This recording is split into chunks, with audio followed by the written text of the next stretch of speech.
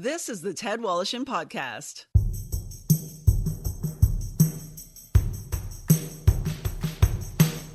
Brought to you by Tom's Place. For the finest in men's clothing at unbeatable prices, it's Tom's Place at 190 Baldwin in the heart of Kensington Market. Tom's Place will suit you. And Halenda's, the meat people. Enjoy their award-winning products at selected Metro, Sobeys, Fortino's, and Foodland locations. Halenda's, the way sausage should taste.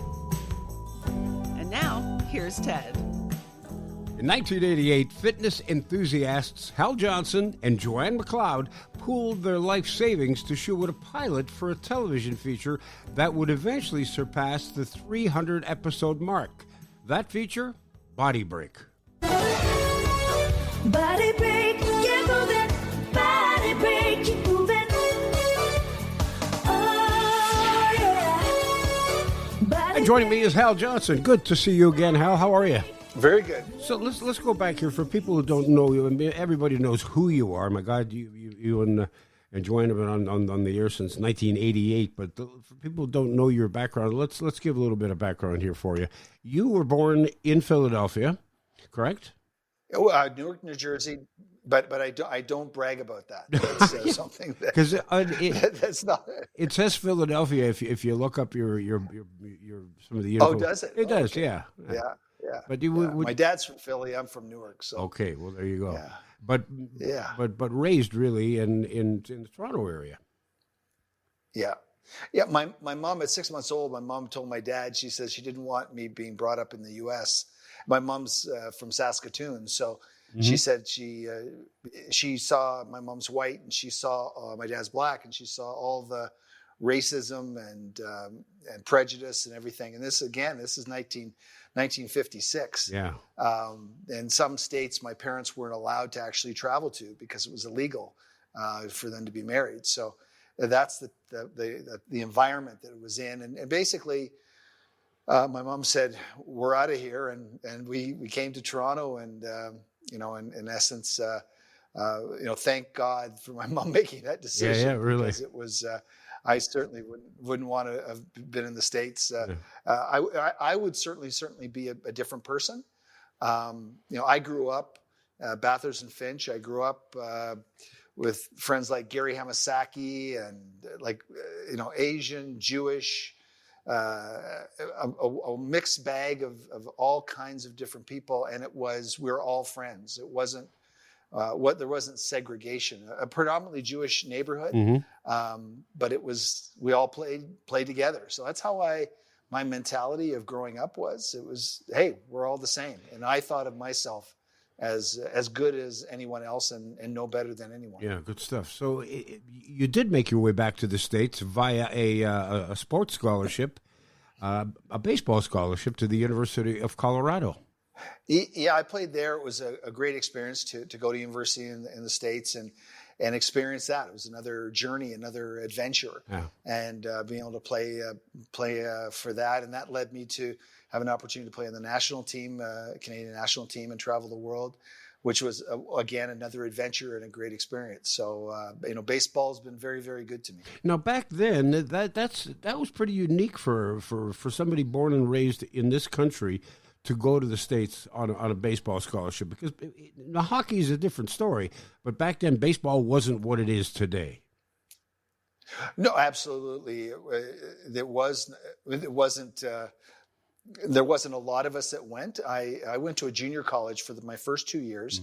I went to Long Beach City College. I went there the second year, and really I had to go to a JC, a junior college, just to get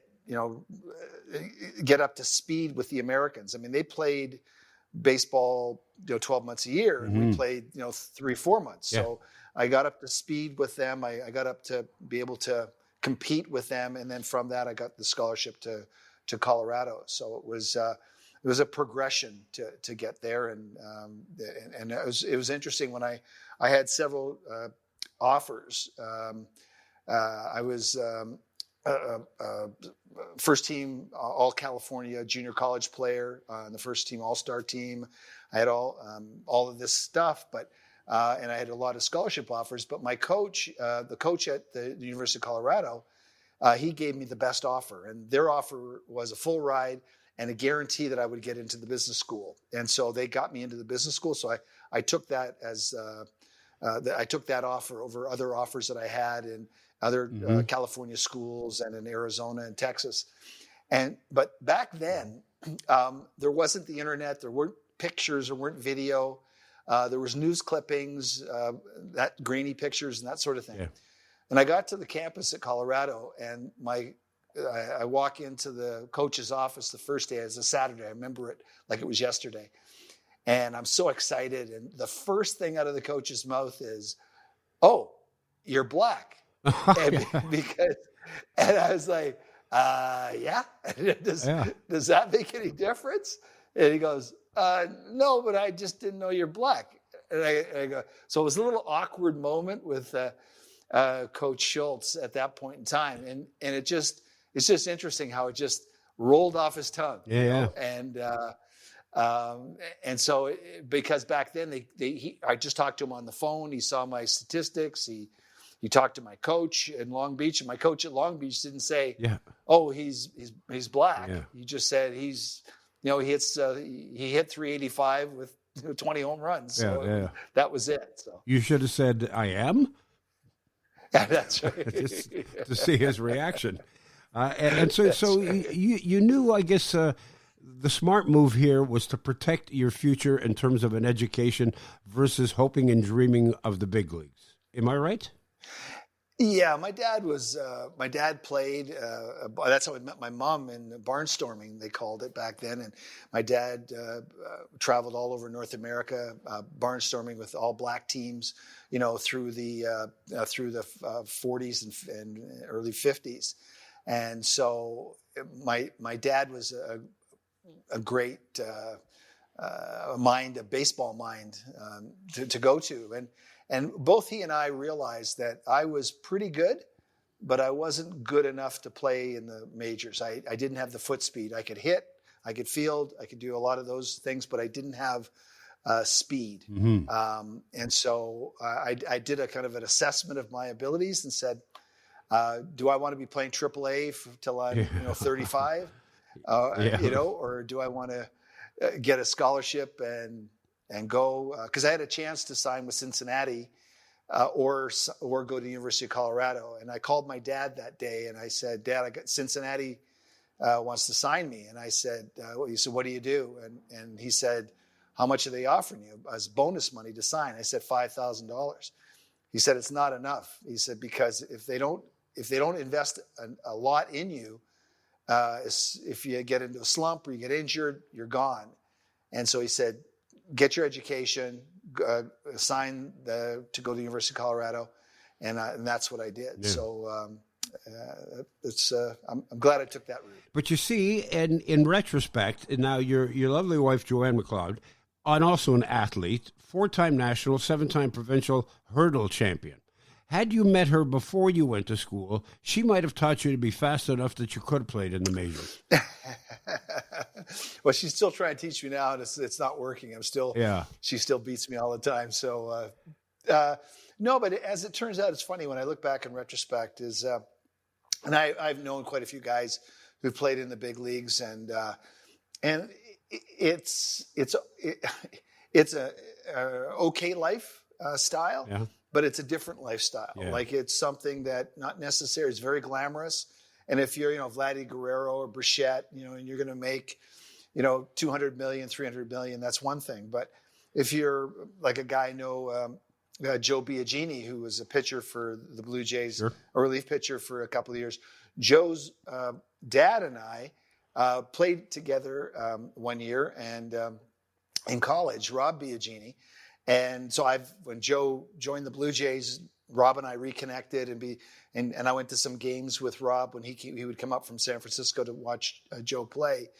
And it's not a sustaining lifestyle in a sense. Like you're there, but you're hanging on by your fingernails, and there's always somebody trying to take your place. And he was only making like $550,000, $600,000 which sounds like a lot, but all the expenses that they have and everything, he's probably, taxes, everything, he's probably take home $150,000. So he's not going to set himself up for life, certainly, as a major league player. Yeah, $150,000 is a great salary if you're going to make it for the next 20 years, not for the next 2. Yeah, right, exactly. Right. Now, speaking of Joanne, how is she? Yeah. How is she? She's good. She's out picking daisies right now. She's cleaning the garden, so she's doing all the work, and I'm here playing with you. So that's how I like it. You got me out of garden duty. My pleasure. And I was fascinated, yet not surprised to see the two of you met in a gym. Yeah, she was on the pec deck, and she looked pretty good. So I thought, I guess I want to use the pec deck today. And we just started talking, and we had a common friend. She said she had ran track. I said, "Oh, do you know Hugh Spooner?" She goes, "Huey."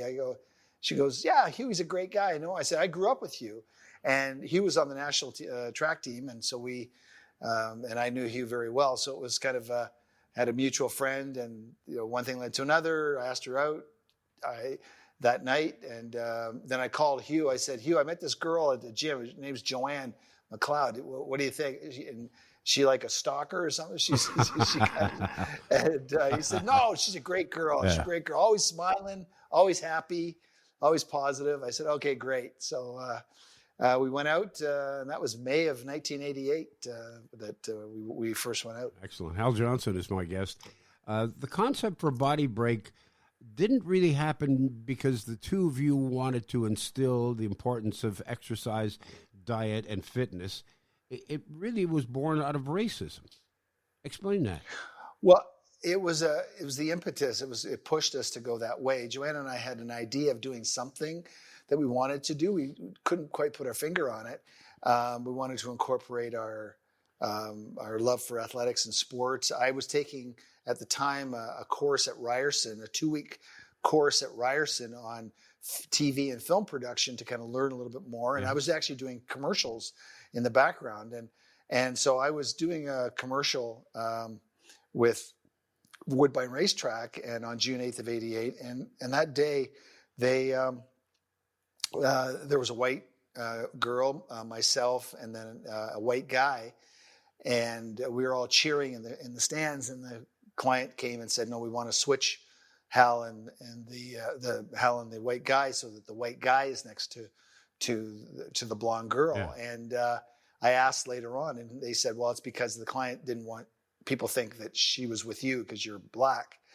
And so I then went home that day, June 8th of 88, and said to Joanne, "I've got this idea to show that fitness tips that we all can live, work, and play together." And that was kind of the impetus for the show. And what about your job? You got a job, you don't got a job, TSN experience? Yeah, I did that. Well, that was just about 3 weeks before the racetrack. Yeah. And it was just when I met Joanne.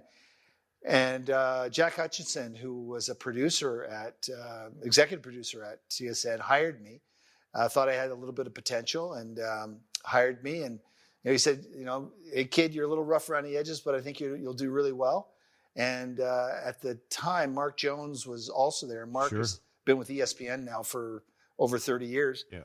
And Mark at the time was with TSN, a black reporter there first.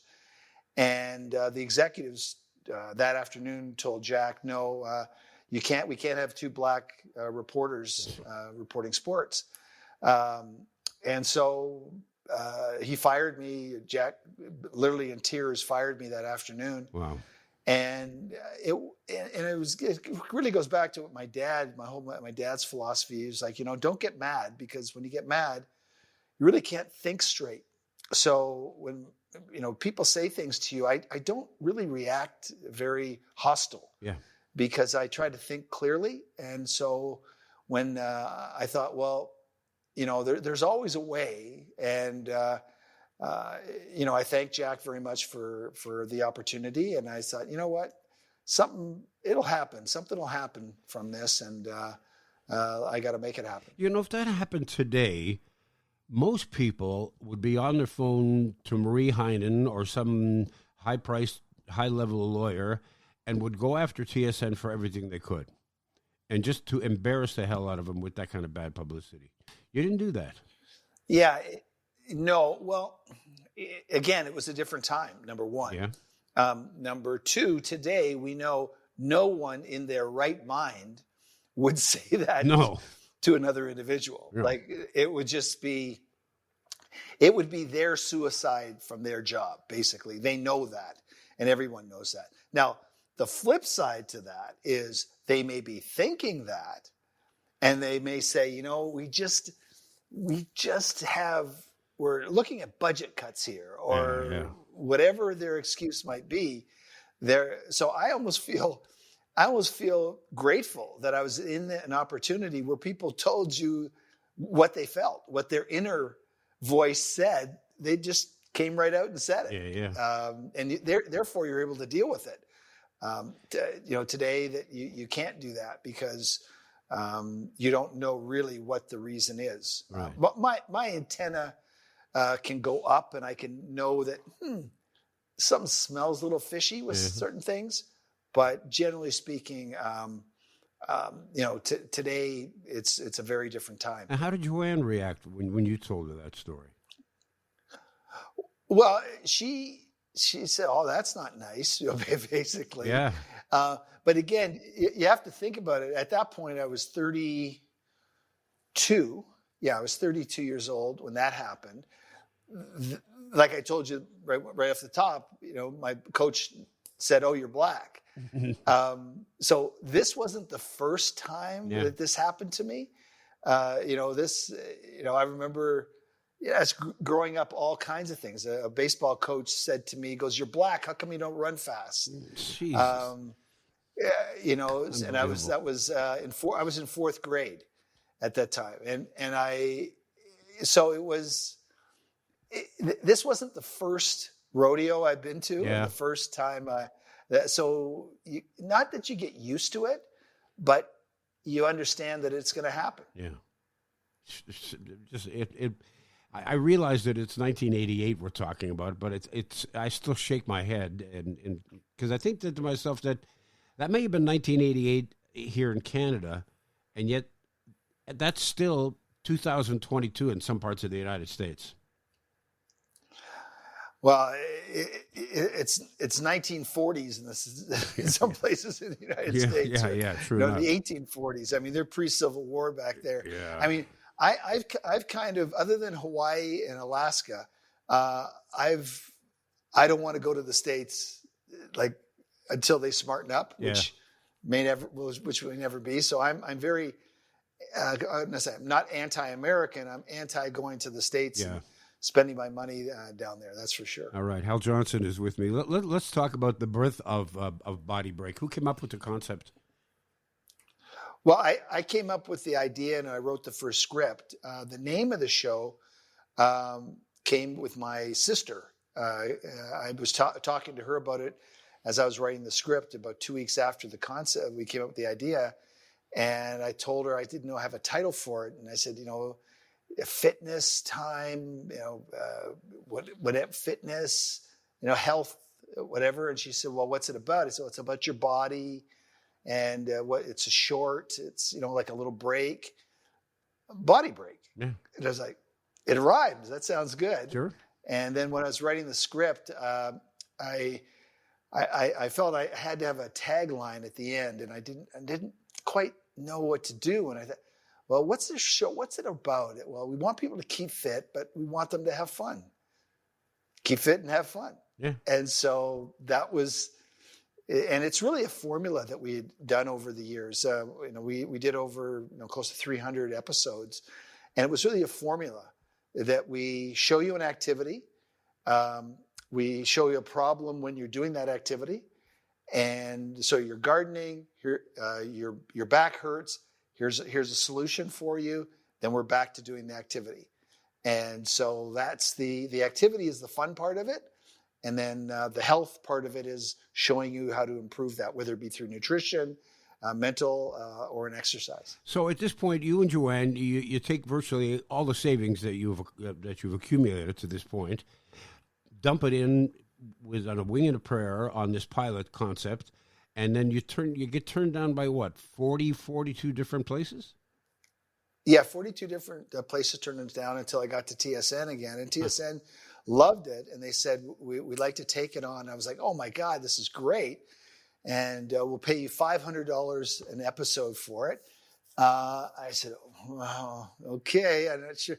But the caveat is that I couldn't be with Joanne because I was Black and they didn't think the Canadian public was ready for it. Jeez. So at that point in time, I went home and it was 3:30 in the afternoon. And I do a lot.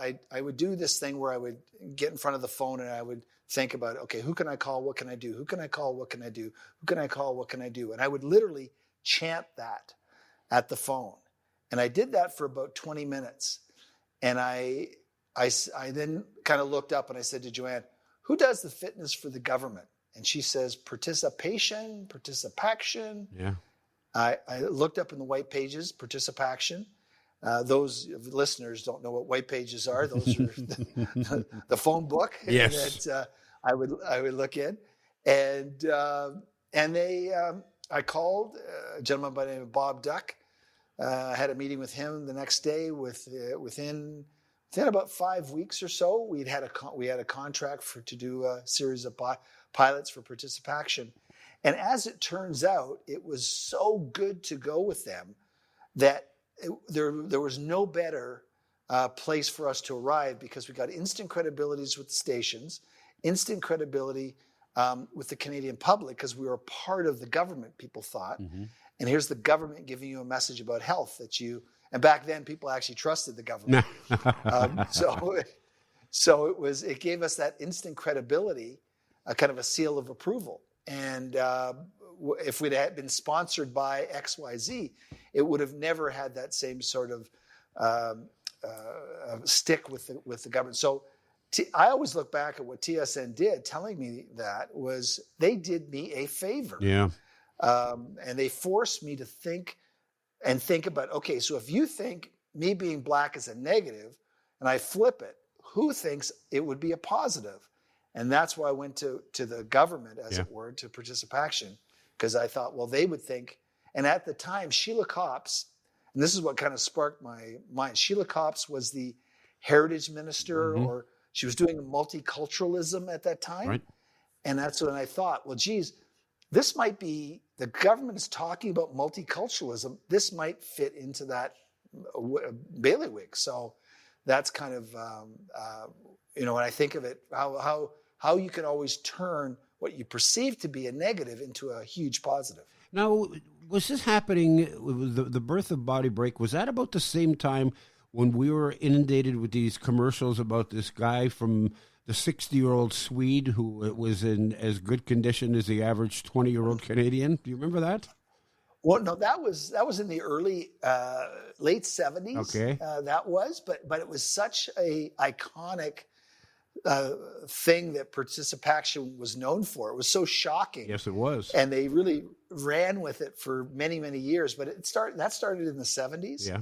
And we've been told by the participation people that, there are two things that people know about participation: the 60-year-old Swede and Hal and Joanne. That's right. So that was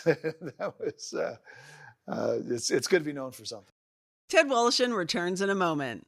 Well, it's time to slowly make our way down to Tom's Place because it's too hot to run. 190 Baldwin, that's where you'll find them in the heart of Kensington Market. Tom Mahalik has joined me. Well, summertime is with us. We're getting some heat. It's going to be up and down because it always is. But you must have some fabulous styles. Breathable, lightweight, and very fashionable styles for the summertime. Teddy, just like what you said, piano, lentamente. The Italians know how to use this. Nice and easy does it all the time. Nice and slow. When you get into your summer clothing, you have to be in a special mood. Nice and easy does it all the time. The clothing has to be lighter, and we've been having some very, very warm weather lately, so you need light. Light shirts, short-sleeve shirts, magnificent casual trousers that can be worn for dressier occasion or for casual. Depends on what you're going to put with it.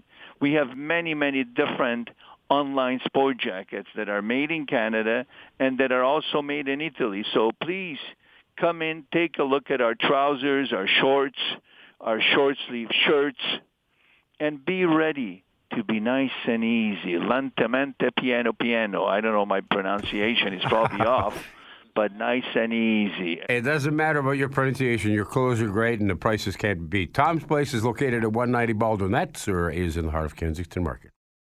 Back to Ted Walishin.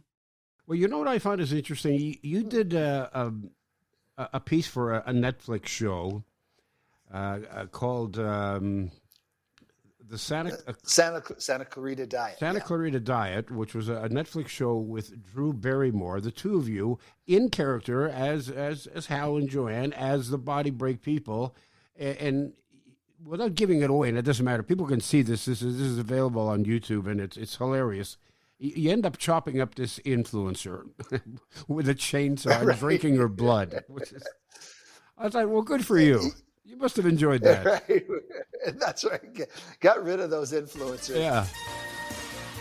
Staying fit all year round can be difficult. And it's no surprise that the first few months of the year, well, they're the hardest. Hi, I'm Hal Johnson. And I'm Joanne McLeod from the popular fitness program Body Break.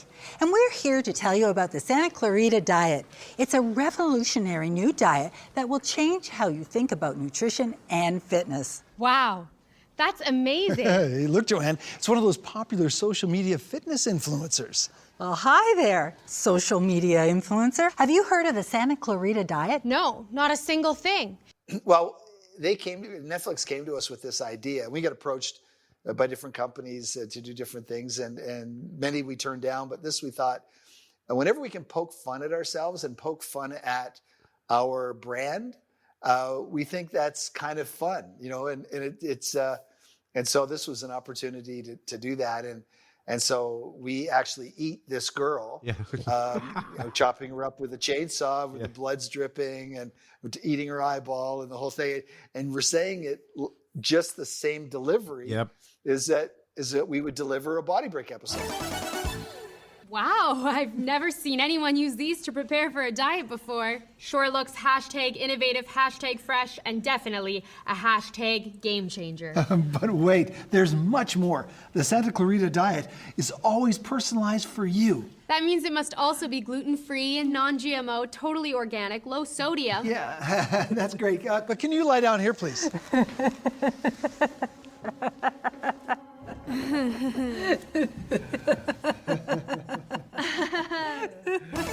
And that's all you need to know about the Santa Clarita Diet. The only diet that keeps you in shape with the freshest and leanest meats. Well, until next time, keep fit and have fun. Cheers. Cheers. Body Break. That is so good. Body Break. So people were so shocked by it because we reeled them in with it, and then we got to the punchline where we then pulled out the chainsaw and started chopping her up. They were like, I can't believe this. This is just, and we got like that night. It was so funny because I had turned off all my computers, phone. I didn't want to know anything because I was so nervous, thinking maybe we pushed the limit a little bit too much. And so I turned my phone on at like 10 o'clock at night, and it literally exploded with all the messages. Yeah. And I went on to the Netflix site that had all these comments, and there were thousands and thousands and thousands of comments coming through. And I went and answered every comment from the people, and everyone was so nice, and they were saying, you guys be able to poke fun at yourself was so Canadian, and they liked it even more. So it was a lot of fun. But how did it play in the States? Because Body Break didn't run in the States, did it? Yeah, no, it didn't. It only played in Canada. Yeah.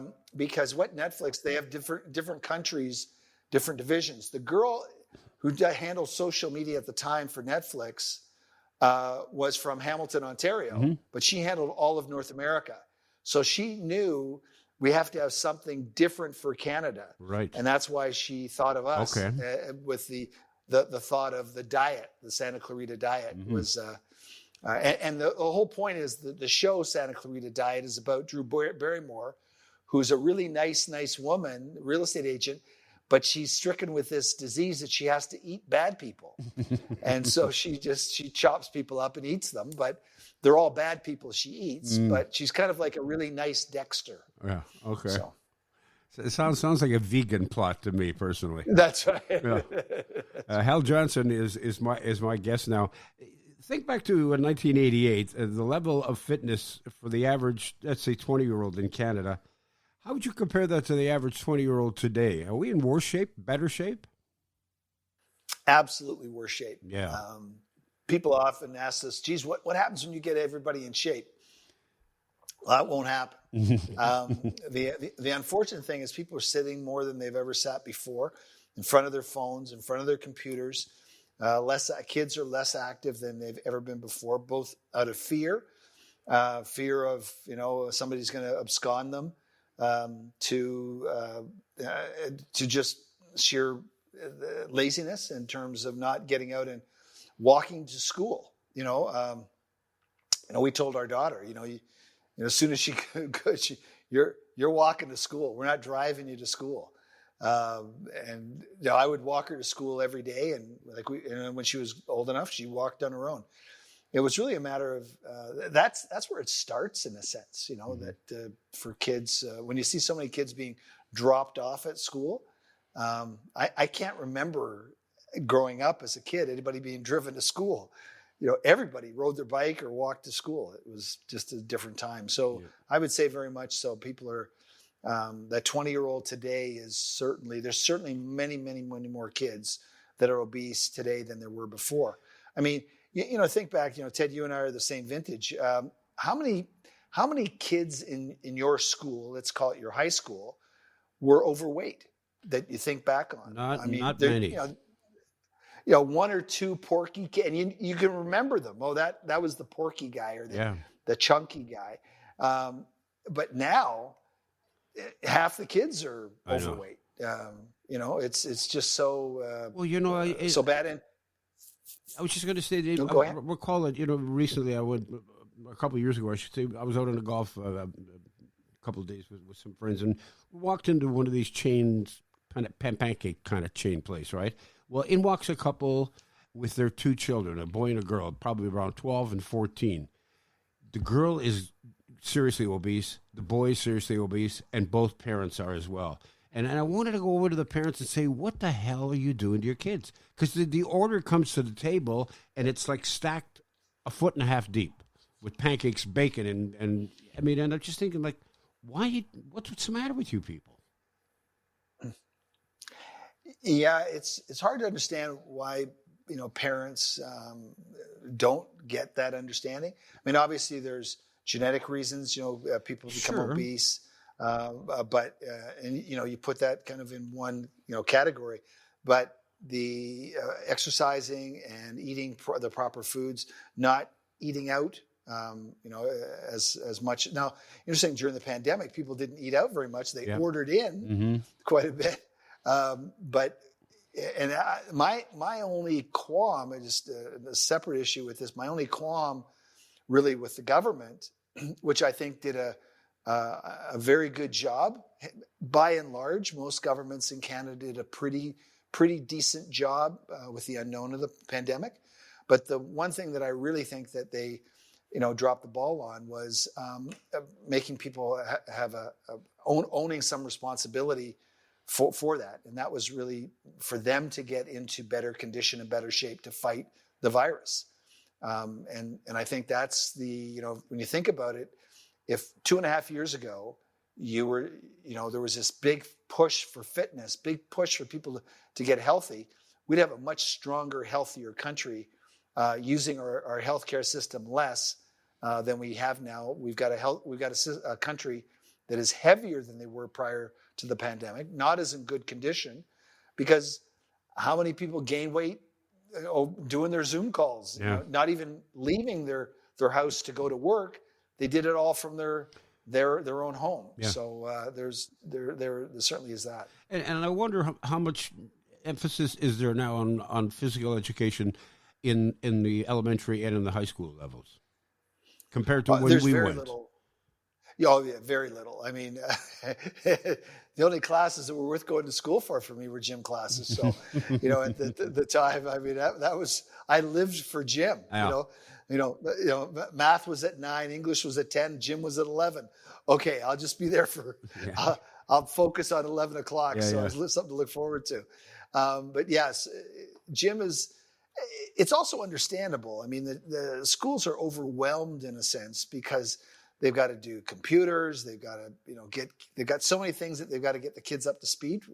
Gym falls by the cracks. Yeah. And, there's no test when you graduate from grade 9 or grade 8 or grade 12. There's no test that you go, okay, you should be able to run a 6-minute mile and do 50 push-ups. And if you don't do that, you're not allowed to graduate. There is no test that way, but there is for, algebra and things like that. Yeah. So what are you doing now? What projects are you working on? Because I know you're involved in a lot of different things at a lot of different times. What is happening right now with Hal and Joanne? Well, we're trying to enjoy life, and we look at our life to this point. We've had so many different adventures, and we want to continue to do more and more adventures. And we're trying to be selective with the different projects that we do. And we're doing our second commercial next month with Connor McDavid with Go Auto and Connor McDavid. So we did one last year and it went very, very well. And we're doing another one with him and Bo Horvath in a month. And then we're also doing a series of commercials for spots internally for Pure Later.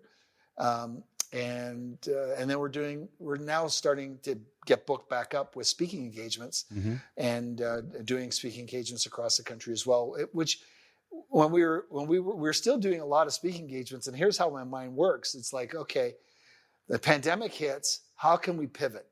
And so what we did is from our gym here where I'm talking to you now, I would have 3 cameras set up, and we would do our entire presentation here up in the gym.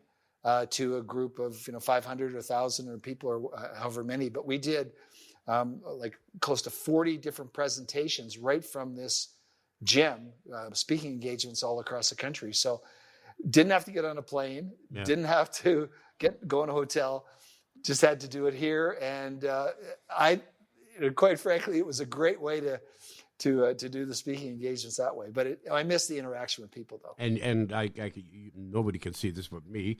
As I chat with you, you're wearing a very stylish hoodie that says Body Break on it. That's you have a line of merchandise that's available for purchase, I take it. Yeah, we do. From a company called Good for Sunday came to us about 6 months ago, and it's on the Good for Sunday website as well as Indigo and the Bay. And they're a Canadian company out of Toronto. All the products are actually manufactured in Canada. Excellent. And they're sustainable. They're very well made, and so we partnered with them, and we're so they're actually going to sell it. So we licensed our brand name Body Break to them, and so that's another venture. We really felt because they're a Canadian company and it was everything's being made here in Canada, we felt very good about partnering with them, and it's Halloween time. Everybody contacts us, say, hey, is there a hat or a T-shirt or something we can get? Because we want to.